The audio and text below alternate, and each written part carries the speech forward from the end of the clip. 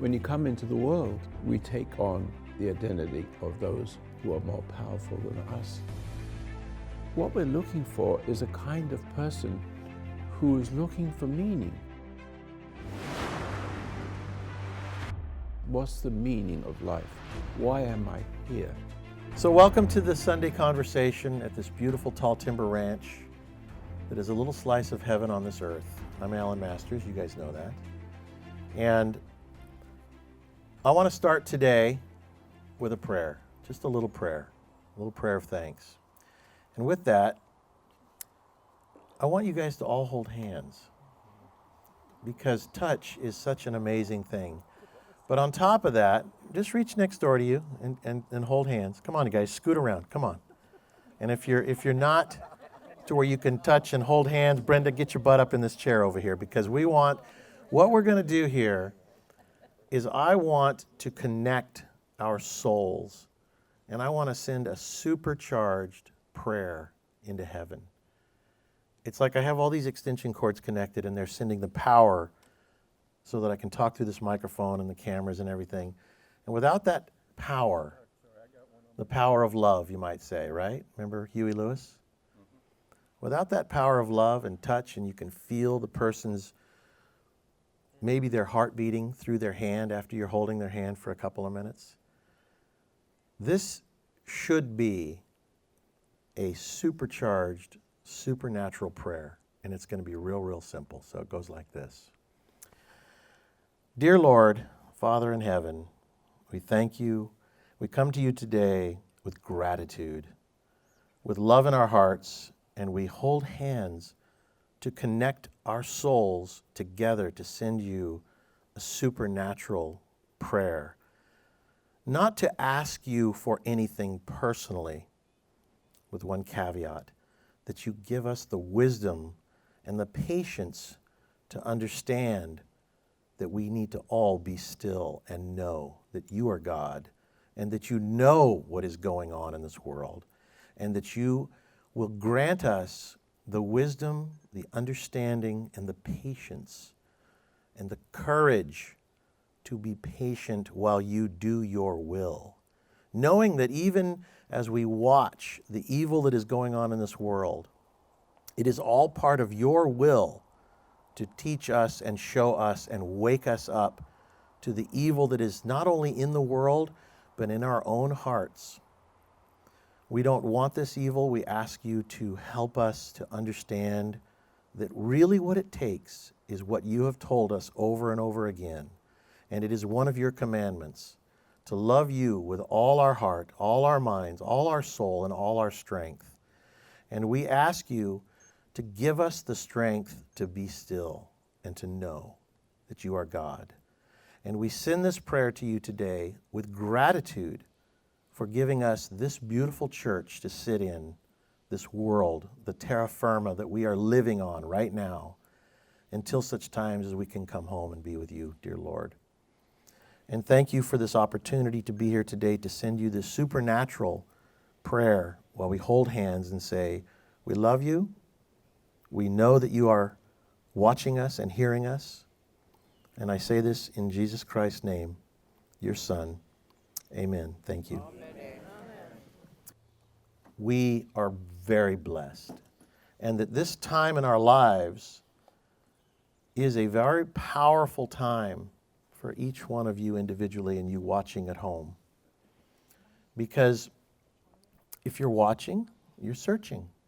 If you're listening, you're searching. And if you're searching for the answers and the truth, then you're one of the chosen. If you're not searching and you're out there in the world rioting and doing all the stupid things that people do, or looking for their next escape or their next fix, then you're not one of the chosen one, maybe. Or maybe you are a chosen one, but you don't hear the calling.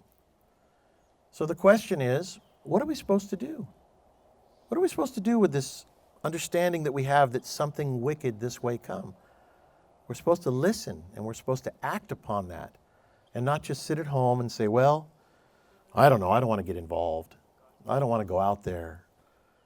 We're supposed to be the ones that stand up and speak up, not with anger, not with hatred and judgment and contempt, not with all of the emotions that we experience every day, but with the way we live our lives, the way we go about our lives. On the way here, I thought I saw something on the side of the road. And I thought, what was that?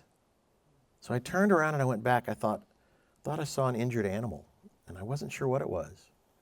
So I turned around and I went back and I passed Sadie, who was here, and she called me and she said, what's going on? I said, I thought I saw something. So I went back.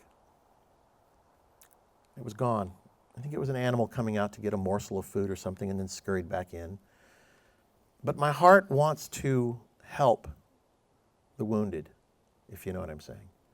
My heart wants to be conscious of what God's purpose for me is. So I keep my eyes open, my spiritual eyes and my human eyes. I walked over here and I saw a quarter laying on the ground. And it's funny because on the way here, I thought about everywhere I go, I'm conscious and I'm looking and I'm just being aware. My awareness, my spiritual nature is a certain awareness that just has me scanning the crowd and the people that are in the crowd or the people that are in the world to see, is there danger? Is there somebody in need? My dad told a story about a man that was drowning in the pool, and another man was on the edge, and he reached out and he grabbed him and he pulled him over to the side, and the man that was drowning says, oh, thank you, thank you, thank you. Does anybody want to say what the rest of the story is? He says, de nada, which means it's nothing. It's nothing for the Savior. At that moment, that man was that man's Savior. It's nothing for the Savior to reach out a hand, save your life. Can you be a Savior? We can all be a Savior.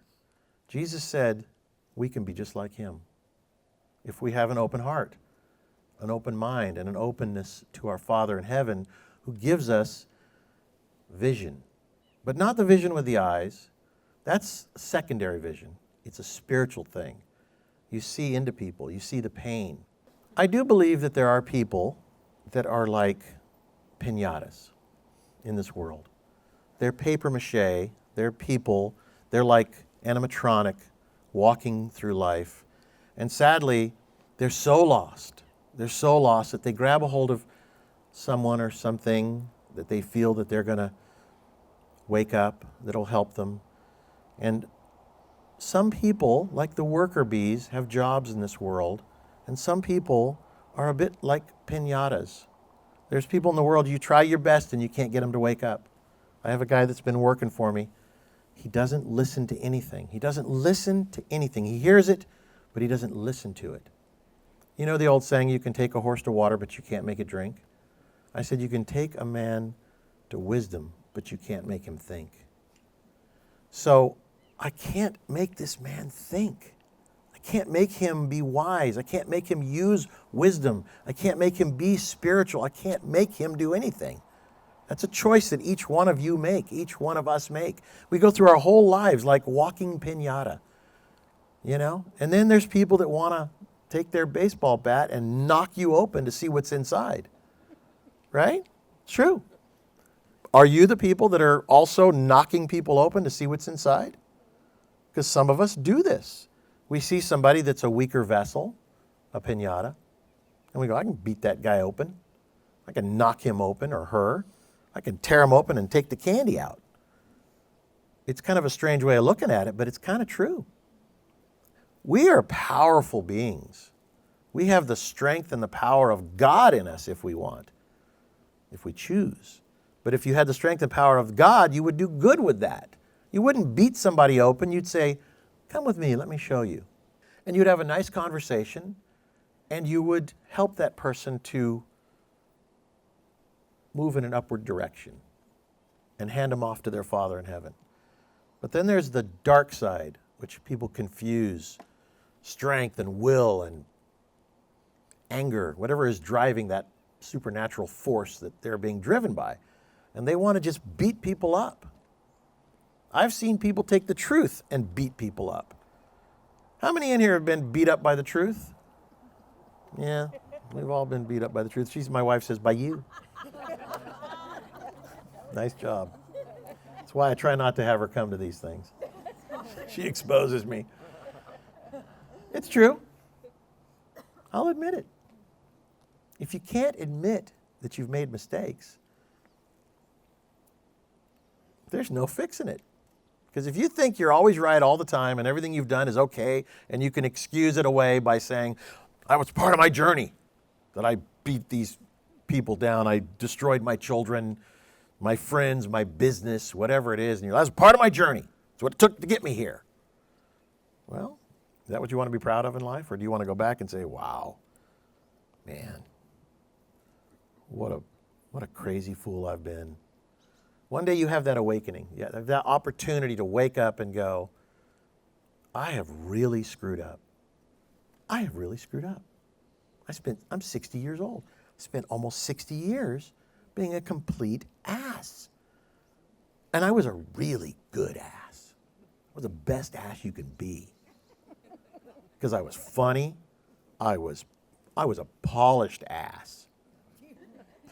But at the end of the day, it was my journey. What am I supposed to say? But you get there and then you have a choice. All right, well, do I stay that ass that I've become and just go, well, there's no going back because now I've turned into an ass. I've been an angry person. I've been a drunk. I've been a drug addict. I've been, you go ahead and fill in all the ugly blanks because a lot of us have done these things. Or do you say, you know what? Lord, take this from me. I don't want it anymore. We were talking just a moment ago about everybody wants a mechanism. Like they want, a tool. You ever seen those tools that take the nail out and it has a kind of a funny shape with a little hook on it and it's a nice tool. A hammer, has a thing on it like that. Drill for drilling holes. There's all kinds of tools to do all kinds of things. There's only one tool that I've ever found on this earth that will take those things out of you.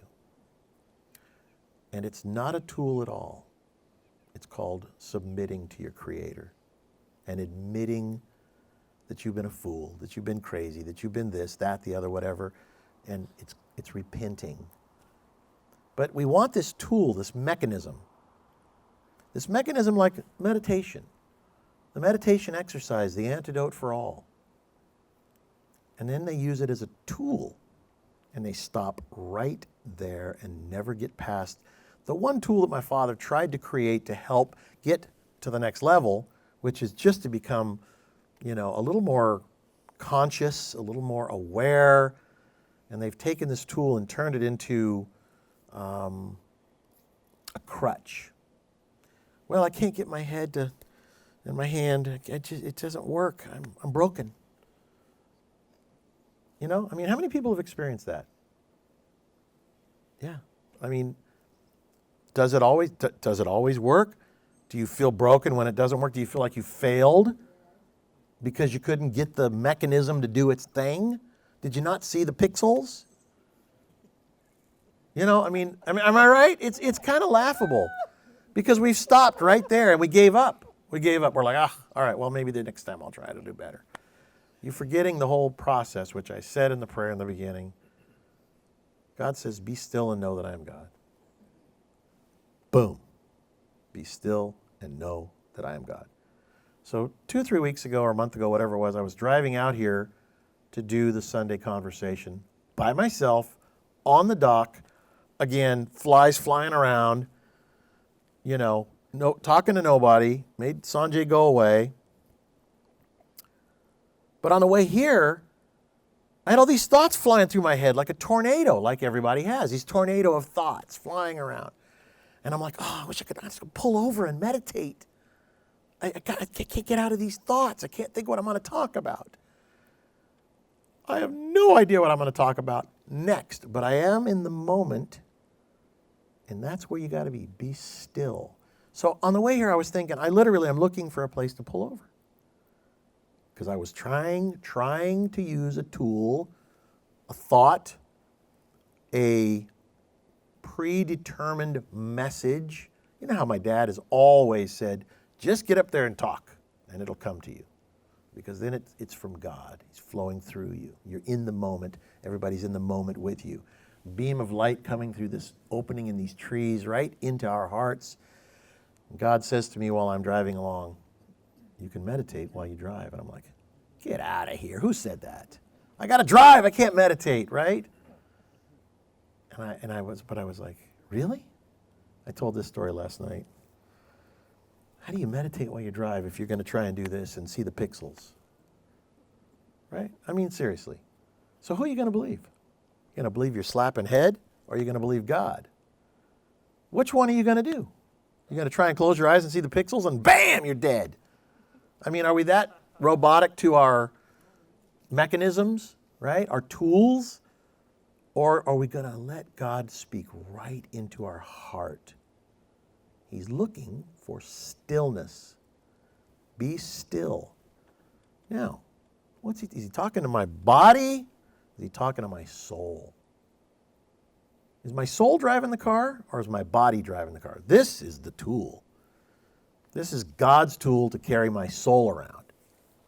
So, driving along, and I thought, that came from God. Sometimes you just know it. Don't you know it? When God speaks right to your soul, and you're like, that came from God. And I'm thinking to myself, be still and know that I'm God, comes into my head. I'm driving along and I thought, okay. I commanded my body to drive me to Tall Timber Ranch. I'm going to drive. So I drove. And I just looked straight ahead and I said, Lord, I wish to be still. I wish to clear my mind. While my eyes are open, driving, and all of a sudden I turned into the driveway. Time was gone. Time disappeared. I was on the other side of Hayes Hill, and the next thing I know, I'm driving into the driveway. And God said, there you go. And I was like, that was freaking cool. Because what can you say? I was transported through time. My body took me on a little journey while my soul was just still.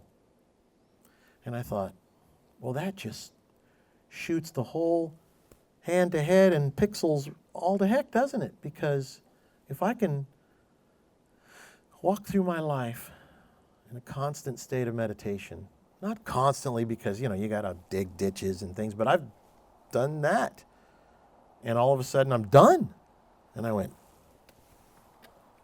who dug that ditch?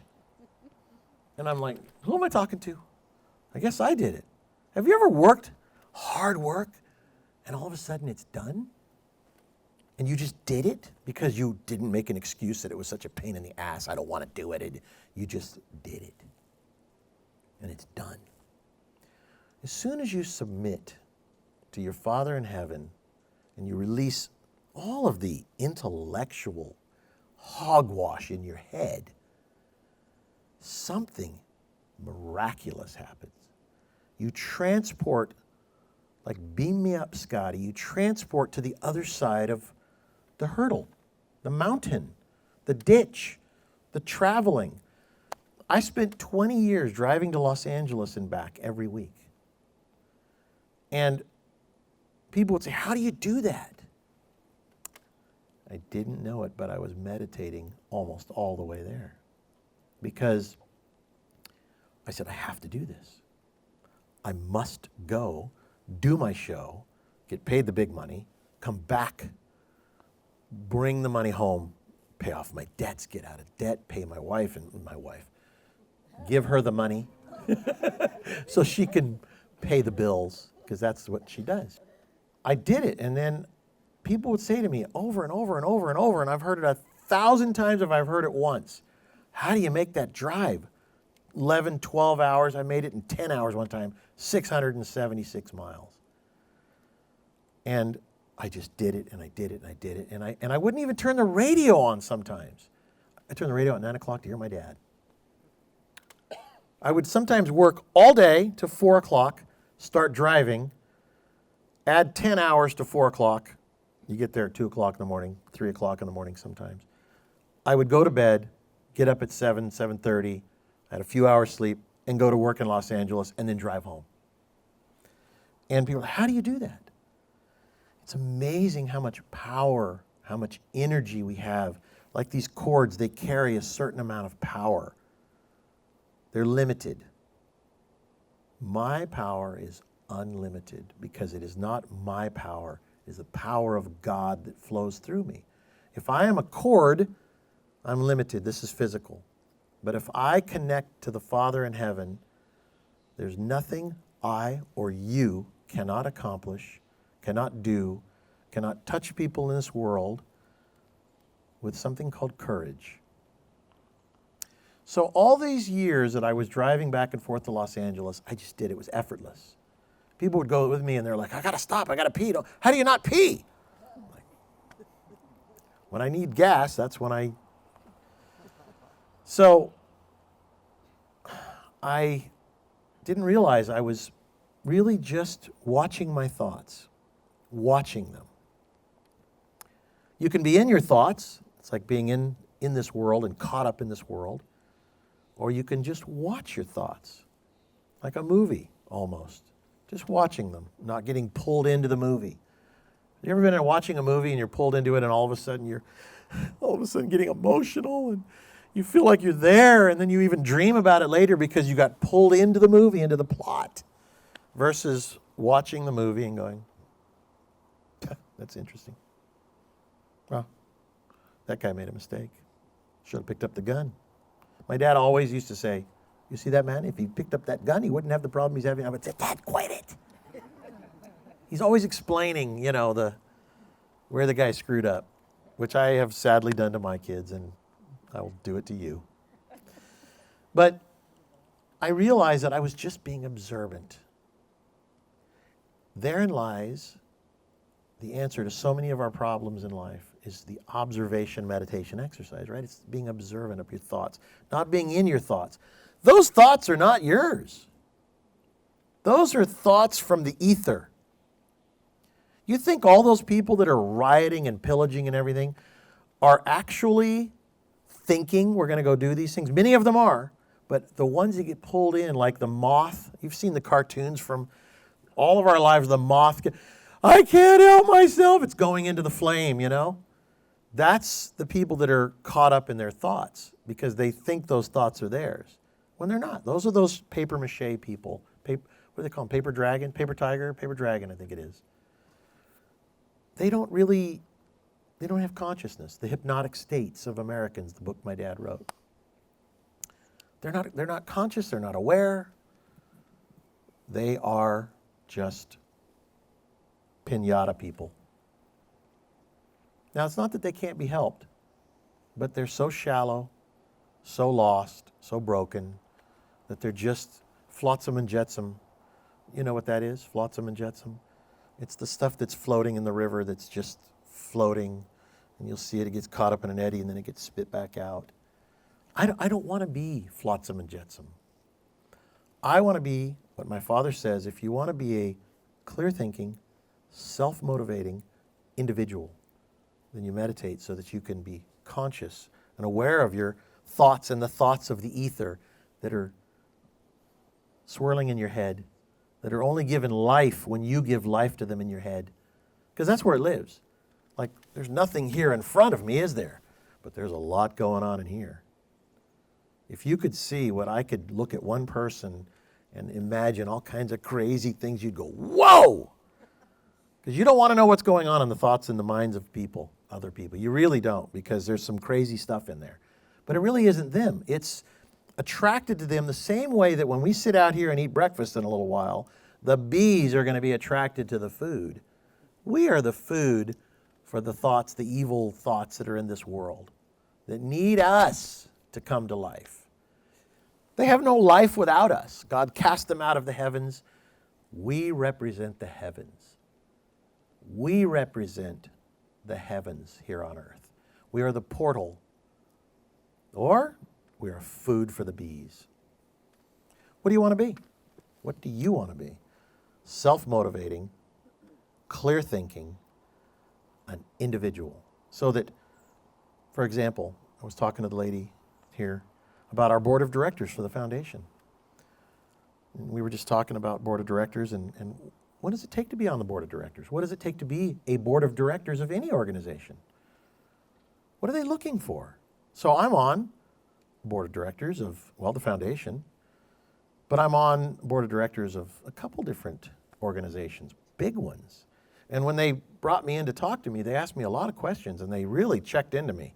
They never figured out most of the time that I'm Alan Masters and not this Alan other guy.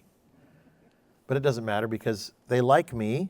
They like that I'm a self-motivating, clear-thinking individual and that I'm not afraid to speak my mind. So on a board of directors, you're supposed to help direct. You're supposed to be a clear-thinking individual and help direct. Sometimes disagree, huh, Chuck? I don't expect people on the board of directors to agree with everything I'm doing. I hope they don't. It needs to be discussed. It needs to be brought out. I was talking to Walter, 14 years old, in the front row yesterday. And he's here with his mother from New York. Thank you guys for coming.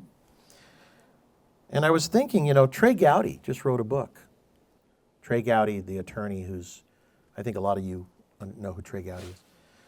And I happened to just hear him say something, and I thought of Walter immediately.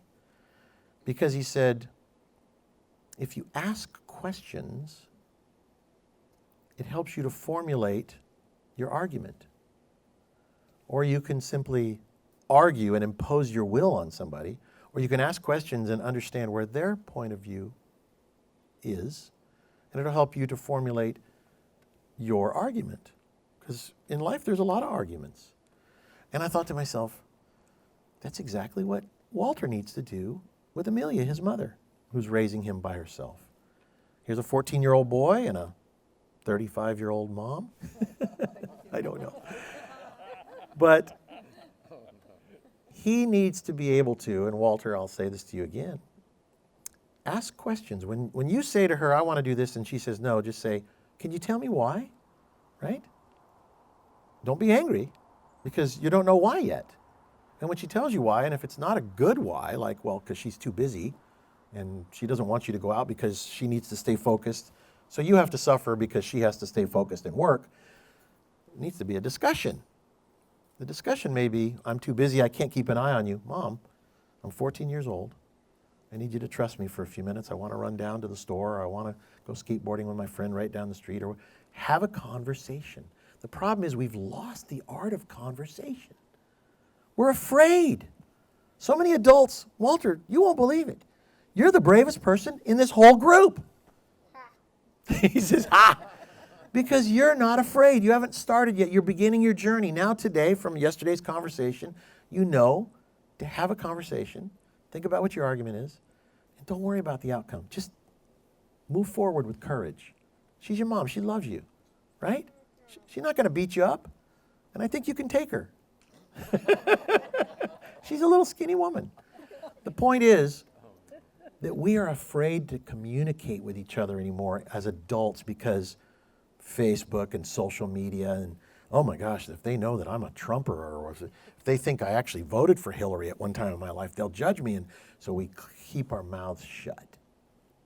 And now we put a face mask on our face. Pretty soon we'll be wearing snorkels.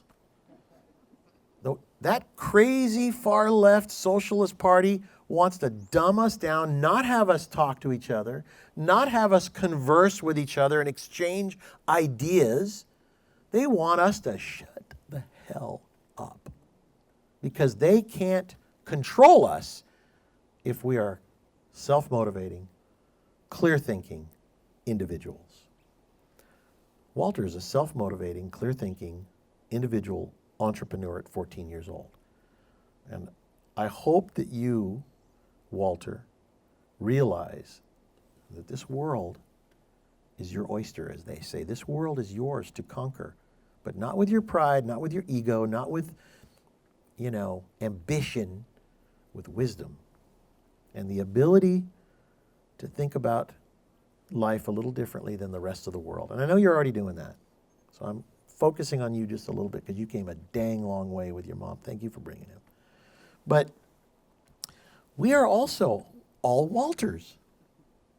We're all Walters. Chuck over there is probably in his 70s now. I see Walter when I go to Chuck's house. I go over to Chuck's house. I'm 60. He's in his 70s. And I'm like, where's your Stingray? Let's go ride our bikes. Because I'm a 60-year-old you. Because I gave up on all of what my friends might think of me, of who I vote for and this and that. Now, I'm not stupid. I'm doing business. So I'm thoughtful of what I'm going to say, because what comes out of my mouth can get me in trouble with these people I do business with. So I'm thoughtful, but they know where I stand because they know what kind of man I am. This morning on Facebook, I saw something that this guy named David Pecker, what a name, who ran AMI, which is National Enquirer. And you know there was a lot of controversy with Trump and him, but this is just a rotten man, just a rotten man. He just was thrown out of the company finally. And all these people that are in the publishing world where I've spent the last 25 years, we're all saying, thank God they got rid of that rotten guy. Thank God he's been this, he did that to me, and he did this, and he did that. And I thought to myself, well, he didn't do that to me. Because before I did business with him, I went and asked you and you and you and him and her and him and the publisher of this magazine and the editor of that magazine. I'm like, what do you know about this Pecker? That's his name. And I said, what do you know about this guy? And they said, oh, he's bad. He's bad. He's rotten. He'll screw you. He's bad. And everybody. And I found one guy that said, well, if you let him get to you, he'll get to you. If you're a papier-mâché person, if you're a piñata man walking in the door, he's going to take a whack at you. Now, if he hits me, I'm going to go, kang! I'm going to grab the bat before it hits me, and I'm going to go, what are you doing? So I said to him, I walked into his office. He wanted me to make some radio shows for him for his magazines. There's magazines, Men's Fitness, and I don't know, these other magazines, and I'm the radio guy in that world. So I thought, I'm going to go meet with him. So I went to New York, to the big office in the tower in the sky in New York City. And I sat down in front of him. I shook his hand to begin with. And so he sat down and he says, so, what are we going to do here? And I said, well, you want me to make some radio shows for your magazines. These are big magazines. And he says, so how are we going to go about all this? And I said, well, I'm going to take the same thing I do with these other magazines, and we're going to just cookie cut it, and we're going to do it with you, and here's how it works. And he looks at it, and he goes, that looks good. Looks good to me. And I said, but there's a little caveat here. I've been told that you're going to screw me. And he says, what? I said, I've asked everybody in this industry up and down this 5th Avenue and 7th Avenue, Broadway, and all these, because I know all these guys, and every one of them says you're going to screw me. And he was blown away at the sheer audacity for me to say that to his face in his office while I'm trying to make a deal with him. But remember, he called me in to make a deal with me. So I wasn't there to make a deal with him. He was there to make a deal with me. I just convenienced the whole thing by going to his office. I should have made him come to my office, but I'm not arrogant in that way. Oh, yes, I am. But I live in Grants Pass, Oregon, so it wouldn't have worked. So he says, no, this is not true. That well, blah, blah, blah. And he made a million excuses. And then afterwards I said, well, here's what we're going to do. We're going to do a deal, and you're going to prove everybody wrong with me. And I'm going to tell everybody, no, he didn't screw me. I said, but if you do, I want an out clause.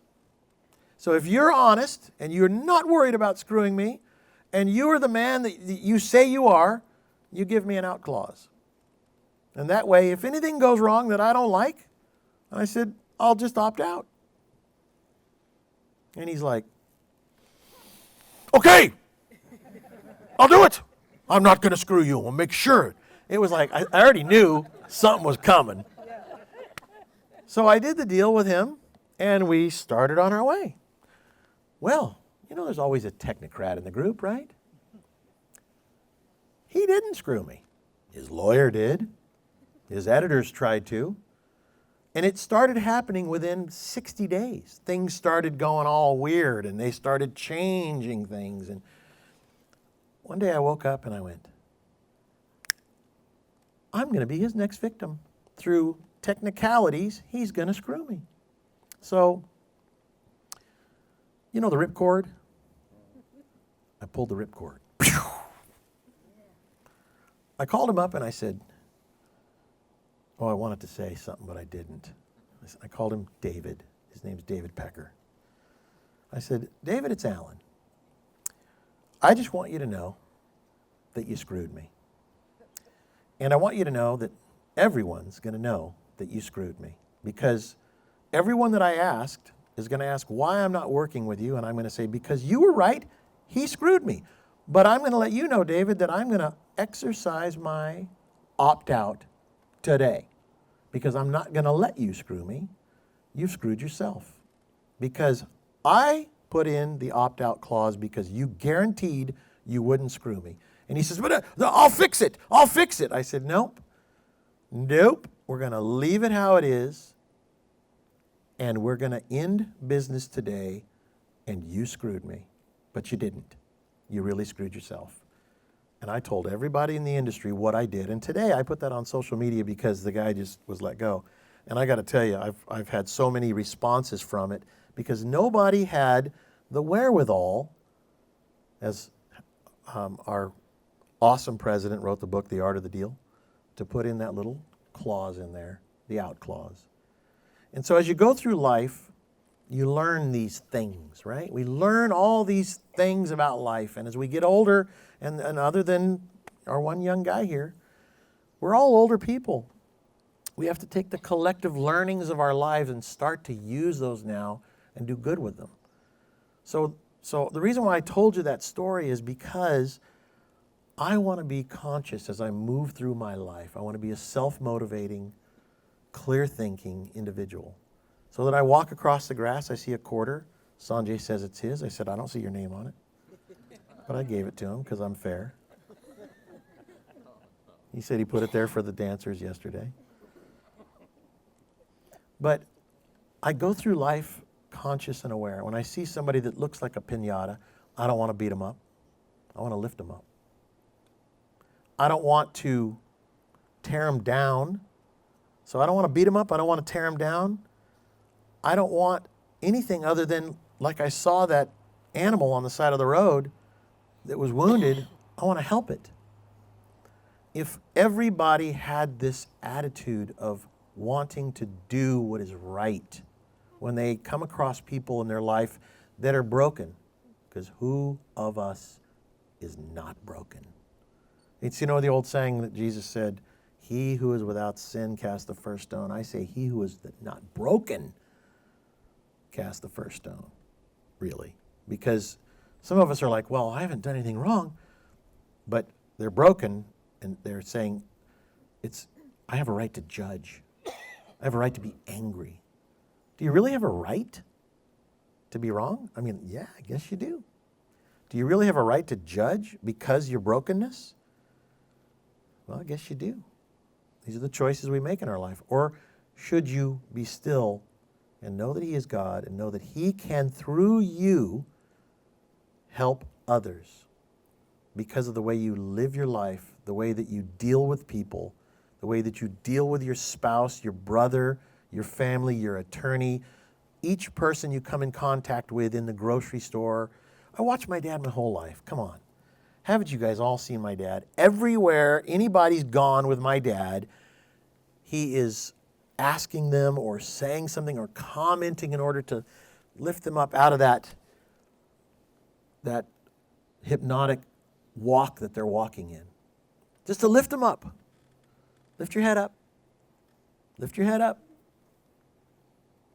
Look a little higher over your problems, because there's another world on the other side of that problems that we've piled so high that sometimes we can't even see over the top of our problems. There's a stack so high, but guess what? On the other side of your problems, there's a beautiful world. But you got to kind of go, all right, God, these are my problems that I've done. They're yours now. Take them, please. Yes, take my wife. No, take her. Because of yourself, you can do nothing. You can't fix it. You can't go back and undo every single one of those things. You can't take your whole entire life, although you should try as you come across people that you've made mistakes with. Look them right in the eye and go, you know what? I was lost in my head. I'm sorry for what I did. I'm looking around here to see if I did that with anybody. John, I'm sorry. I was lost in my head. It's like there's always somebody in a crowd. You can always find somebody that you have in some way hurt. Who was it? The little guy, he says, I got feelings. Cute little guy. Cute giant man, child. But look, the idea here is not about the mechanics of it, not about the gears. And, when you look at an engine, does anybody, other than, of course, the mechanical guys here, you look at an engine and you're like, does your mind go in there and go, pistons, crankshaft, camshaft, valves, lifters? No. You go, engine. Powers the car down the road. You don't need to know the mechanics of it. You know it works. God. We know it works. I don't need to know the mechanics of it. I understand it's called having faith.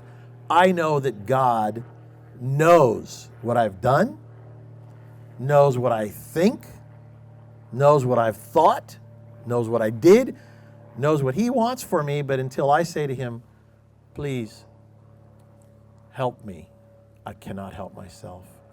I know with all my heart that You are God, and I love You with all my heart, my mind, my soul, my strength, and I can't help myself here. I need a little bit of guidance, so I'm just going to start moving through my life, and I'm going to keep on putting my attention to You, Father. Because Amelia says, my son, he needs a man in his life. I want to bring him to talk to You. And I think we played ping pong for a minute, and we had a connection, right? Me and Walter had a connection. I think I called his mom a dummy. Instant connection. Every kid thinks his mom's a dummy. But it wasn't, a mean thing. It was like, how can I connect with this guy? Thinks I'm some preacher guy that's going to go, in the name of Jesus Christ, and so on and so forth and all that. And I'm going to do that later on, don't you worry. Get that demon out of you. But when we connect with each other, like I had you guys hold hands, and we connect, the human touch, it's a pretty powerful thing. Powerful. Some people get off on it. In other words, it's like too much. It's like you go too far, go into the mechanics of it again. Just understand that the electricity that goes from one person to the next with a touch, with a handshake, isn't it nice? How many people have shook my dad's hand here besides Walter? Anybody who has not shaken my dad's hand? Okay. I remember one time when I was about Walter's age, maybe even younger, like 10, Walter. I went to the Wilshire Ebell Theater. Anybody remember that in Los Angeles? Huge theater. 1,000 people came to see my dad. And I'm standing there next to my dad, sucking on a lollipop or something, watching the whole thing going on, looking at all these people. Oh, thank you, thank you, thank you. And my dad's shaking their hands, and I'm watching them like, what the living heck? What are all these people so messed up for? As a little boy, a little kid, it's like life, the world is our oyster, right? The world is right in front of us, and we're just going to start living, and all these people are so messed up. What's going on? I was thinking this to myself. And I'm watching. Everyone was standing in line. This was like 1970, okay? The line was as far as you could see. They're all waiting in line, and I still see people that love to see my dad, and I love to see him every day, but it's interesting because I was like, well, what is it? There's an electricity in this guy, right? There's an energy that is not of this world. He's tapped into an amazing relationship with his Father in heaven, right? So I thought, a little kid, just, I'm going to get in line and shake my dad's hand. So I cut. I got about 10 people away, and I go, can I get in here? And they're like, no! No, they let me in. And so I walk up. I should stay seating because the cameras, but I walk up and I look at my dad's face, and he looks down at me, he smiles, and I put my hand out and I shook my dad's hand. I'll never forget that as long as I live. My dad's hand was soft. It had electricity in it. Not electricity like that runs these lights, but an energy that was so beautiful that I never doubted what people love in my dad. Again, it's not his hair, his face, his clothes, his teeth, his eyes, his nose, none of that. It's not his teachings, it's, some of that. It's what flows through him that is not of this world, but of the other world. It's only can be achieved to understand that. And I feel for those that haven't had a chance to shake his hand, but through touch. Shaking of a hand, holding hands while we say a prayer. There's something about touch that is beautiful. And then there's something about touch that can be so perverted. Do you know what I'm saying? So what we have to do is we have to move higher in our consciousness and allow our touch to be special. When you touch somebody on the shoulder with a smile, with a look, where you look into their heart, into their soul, and say, without the words, I exchange love with you. In the movie Avatar, my wife and I adopted this little saying, I see you. Right? That's what they said. Instead of saying, I love you, they would say to each other in the movie, I see you. And everybody that saw it got that, because that's all any woman wants from her man, is to be seen and not looked at. My dad used to say it, don't look at your wife like she's a ice cream cone, which men do. God made women beautiful for that reason, and men are just hideous, gross, disgusting creatures in comparison. But the getting control over ourselves and our mind and our eyes and what goes on in the mind, it's a big deal. It's a really big deal. So I'm working on a book. It's really about, and I talked to my dad about it about 2 years ago. I haven't written the first word, by the way, but it's being worked on in here. Conquer from within. Because there's the saying, I think it was Buddha or somebody that says, a man who conquers himself is greater than a man that conquers 10,000 men in battle. We don't even know how to conquer ourselves. We can get MMA fighters that can beat the hell out of anybody, but are just sad drunks when they go home. It's not about the strength of the body. It's about the strength of the spirit and the soul and the mind, how your mind can keep you well. You see where my dad was coming from in 1963. It was all about the mind. And here we are, 57 years later from the time he wrote that book, to where everything he talked about is coming true. And we're watching it in the world today. We're watching it take place today in the world. The masks they want us to wear, the stay home, the entrepreneurs that are the backbone of America. Don't open your business. Don't go to work. And then they start to get industrious. No schools. Take care of your kids. So now you can't work. Amelia, that's her problem. Walter can't, he's homeschooled, and how can she work and homeschool and not go to work? And they create this scenario to where the people that are out there that are entrepreneurs, that are clear thinking, let's say take away the clear thinking, self-motivating individuals, because maybe the ambition fogs the clear thinking, but they're self-motivating individuals that go out and they work and they work and they work and they make money and they pay their employees and they build and they don't take no for an answer. They don't know how to take no for an answer. One day they become clear thinking, Amelia. Because the hard work that you're going to do is for what? What profit, Amelia, to gain the whole world but lose Walter in the process? Right?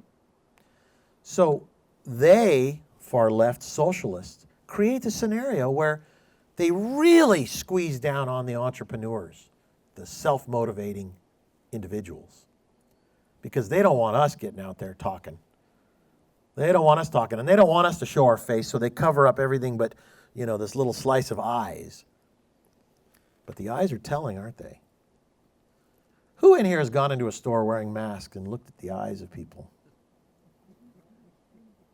You can't see their face anymore, so you look them right in the eye.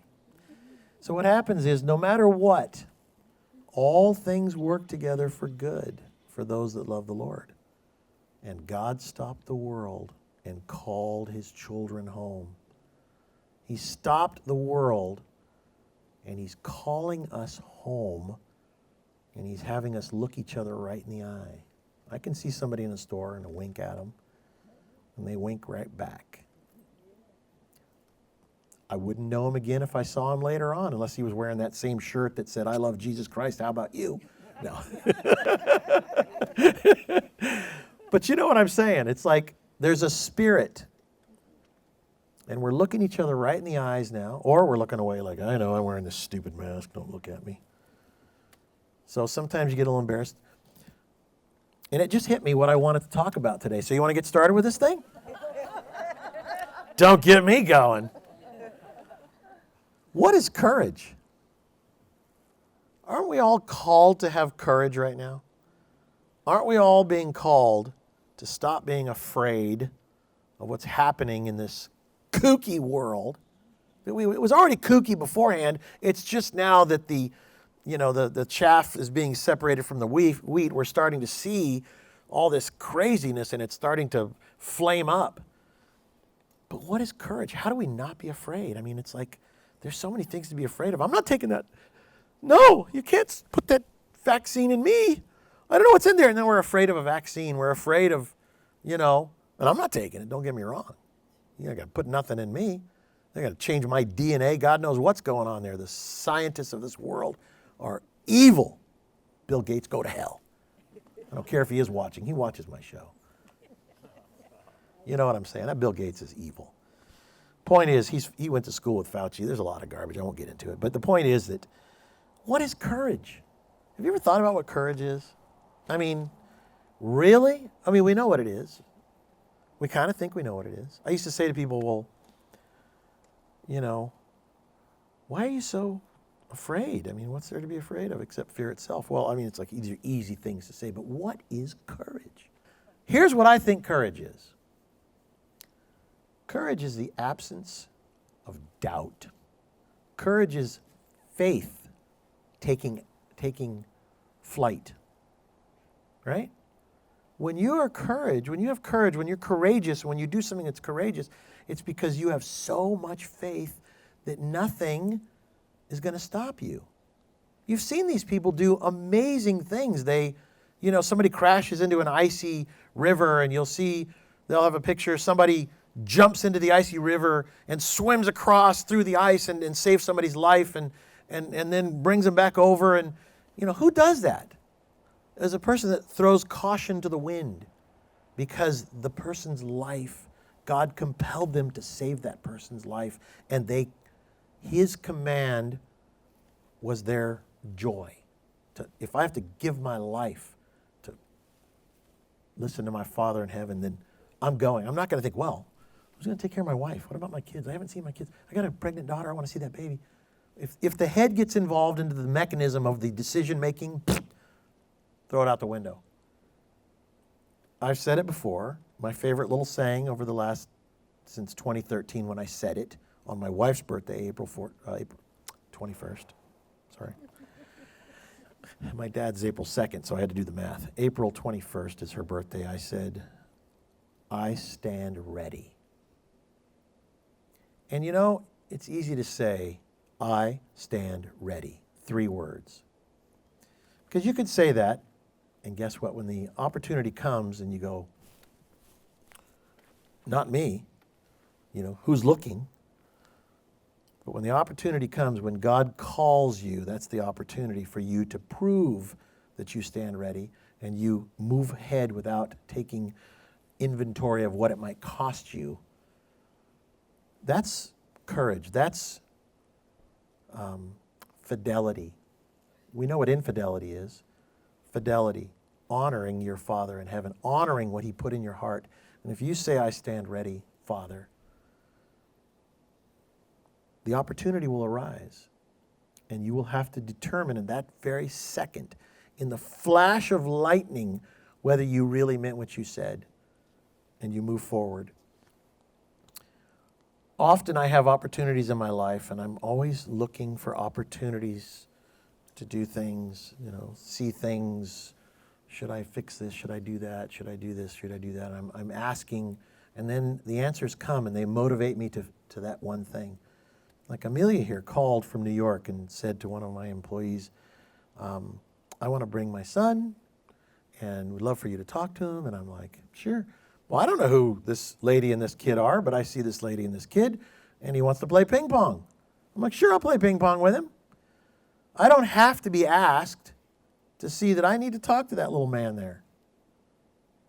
Something told me I need to talk to that man. And then I find out that's the kid that was coming with the mom that I'm supposed to talk to. You see what I'm saying? You are compelled to do, somebody has a need, God is filling that need using you, using us to help another human soul.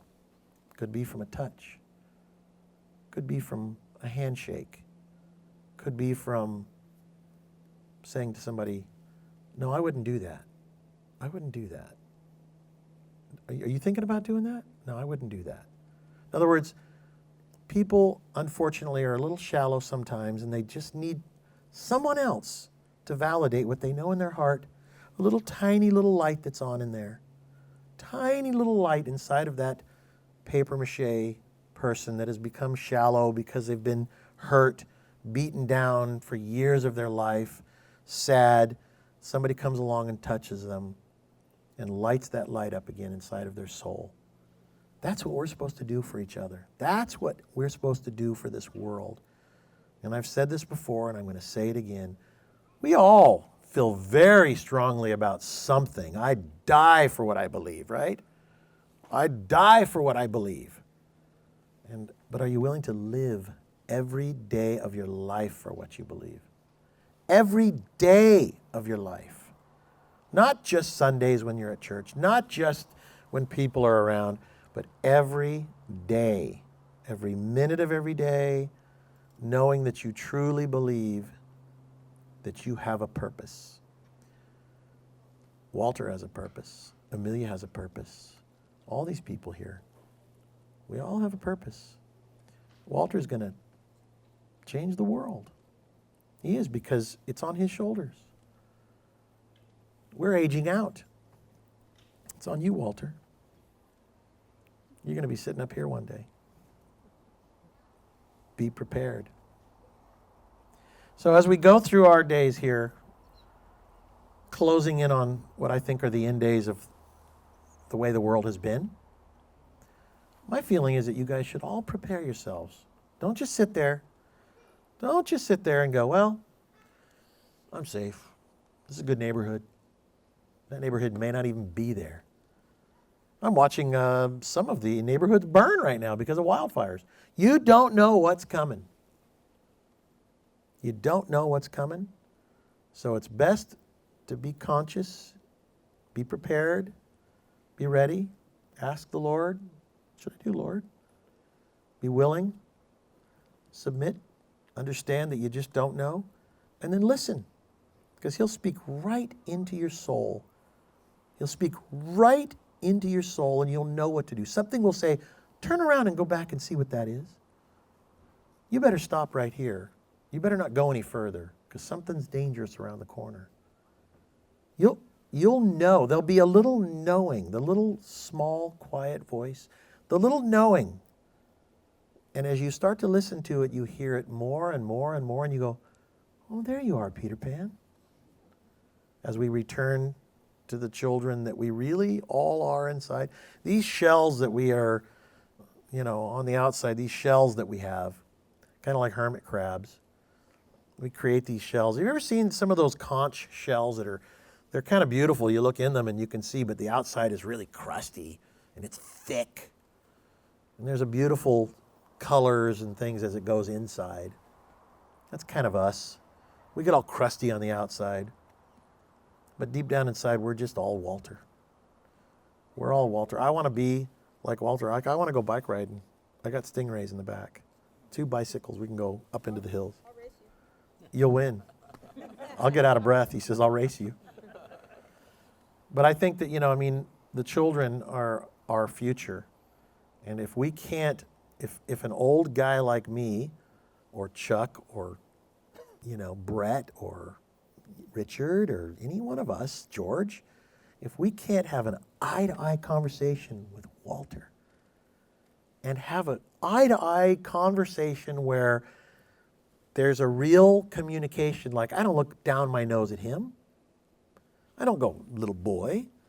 Like Walter and we're like two guys. At first he might have looked at me like I had silver hair, he's an older guy, but guarantee we could go have fun all day long and he may every now and then go, gosh, he's so old, but he's just fun, right? Because I am a little kid. When I play with my 2-year-old grandson, I want to be on his level down there communicating. Yeah, look at that snail, watch. Ew! That's the kids, you got to return to that kid, that cute little kid that every one of you is. Every one of you. You're all cute little kids inside, but you've covered it all up with the shell, the thing that you now believe you are, and you're not. We're all little children in God's eyes. We're all brothers and sisters. Make your touch count, okay? Thank you, God, for giving me that message.